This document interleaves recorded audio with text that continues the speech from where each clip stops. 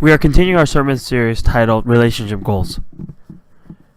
Today we're going to be talking about another very important relationship in our lives, and I would say that for the vast majority of you, this one is much more relevant than dating relationship, and I'm of course talking about friendship.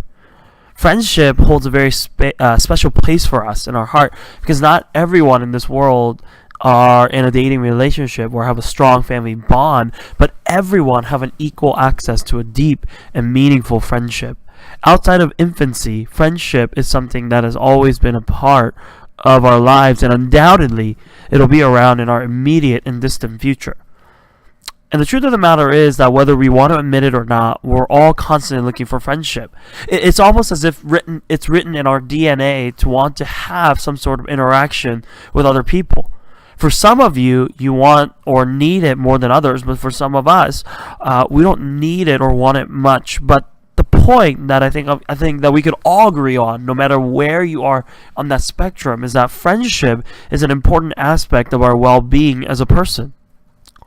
And as a follower of Christ, friendship is a big part of our Christian journey.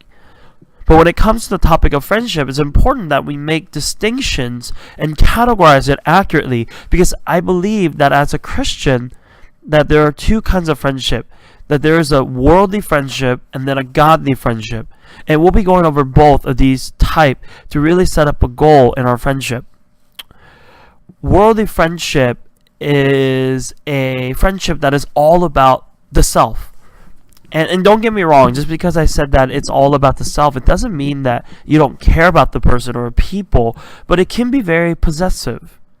It gets easily hurt, offended when the other person can't be there, or when the other person find that other interest that is outside of what you made you to be friend in the first place is different now.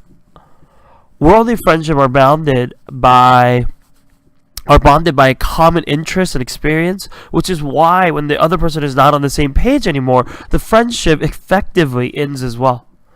Although it may have a great appearance of a deep and meaningful relationship, oftentimes it's just an appearance because it really is shallow and superficial. It is a take and take relationship where the person involved wants to keep taking from each other, and there's a need that gets fulfilled, but once those needs or want the other person is no longer there, the friendship effectively ends. A personal example of mine would be when I was in high school. I didn't really hang out with Christians or Koreans in high school. I primarily hung out with this bunch of friends who were representing all sorts of different ethnicity. As I've shared before, we played a lot of card game called 13, and we would see each other 5 days out of the week for the next 4 years. And I would have considered them good friends, but do you know how many I keep in contact with now? One, and that's really barely one. I'm simply friends with him on Facebook, but that's about it. But I did find out, though, through the sermon series that he deactivated his Facebook a while ago, and I had no clue about it. And I think that kind of goes to show you about how deep our friendship really is. And I'm no longer in contact with these friends because we were simply friends because we had needs of fulfilling our social needs.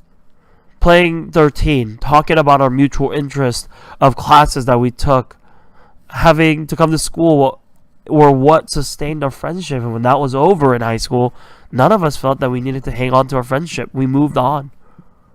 So this is what worldly friendship looks like. And you have to ask yourself, how does godly friendship differ? To answer that, we're going to look at one simple verse. And that's Proverbs 17:17. And here's what it says. It says, "A friend loves at all times, and a brother is born for a time of adversity." So godly friendship, I want to talk about godly friendship. Or friendship, I should redefine that as friendships initiated by God is never about the self. It knows that the purpose for the friendship is to build up each other in the Lord. The main objective in godly friendship isn't to get to know your friend more and more. It's to push one another to God, to know God more and more. And the byproduct are the wonderful perks that comes with the genuine friendship. The main concern isn't whether your mutual interests align, but if the respective relationship with God is going strong or not. When your friendship is focused and rooted in God, it is a foundation that will not dissolve or shake. And that foundation is rooted in what? It's rooted in love. Not the shallow kind of love that we throw it out every day, but a deep sense of love that connects the heart. And this love is utilized at all times in godly friendship.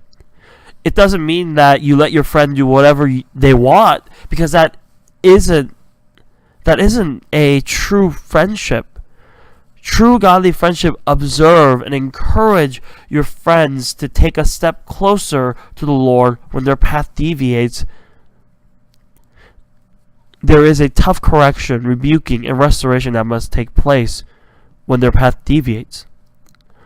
This friendship is bonded by the person's love for God and obedience to His word and their respective calling. Look at today's verse again, because the second part of the verse is significant. That in a friendship that is God-honoring and God-fearing, there is a transition from a friend to a brother or sister. And that time comes when there is a time of adversity, when you're going through things that is literally breaking you apart, through a great tragedy in your life. True friends will be there to support you, love you, literally breathe life into you. And this can happen with worldly friendship, but the difference is that they won't be able to provide hope. That they are able to give you comfort, but they're not able to provide you with hope and peace that only God can bring in those situations. That as much as worldly friendship can give you the same things up to same thing the godly friendship could, but where it differs is that in godly friendship, you're not looking after your interest or their interest, but you're looking at God's interest. So the goal in friendship is that you would strive for godly friendship. And no, this doesn't mean that you get rid of all your friends who are worldly. I'm not saying that, but what I am saying is to be wise about whom you invest your time, your effort, your energy into. Jesus and his ministry here on earth, he was very adamant about pursuing things that have eternal value rather than the temporary, and the idea doesn't just apply to materialistic things. So that the goal that we should have in friendship as a relationship goal as a follower of Christ is two. The first one is to really evaluate the friendship that you have in sober judgment to see if it is helping you to walk closer to Christ or making you walk away from Christ. And the sad reality is that we don't ask this question enough, especially when it comes to evaluating our friendships. And I'm telling you right now that you and I need to do that. We must do that. The second is to become a godly friend to those who you have friendships with. It is entirely possible that you have a great worldly friendship and a friend that you would call brother or sister. But here's what I need you to understand. Instead of you lowering your Christian standards and morals, you need to be the demonstrator of the hope that you have in Christ in their lives. That you need to become the demonstrator of the hope that you have in Christ. That true friendship isn't just to say yes every time. True friendship is when you love the person enough to say no when it is appropriate, when you know that they're heading for the wrong path, to guide them in to the Lord.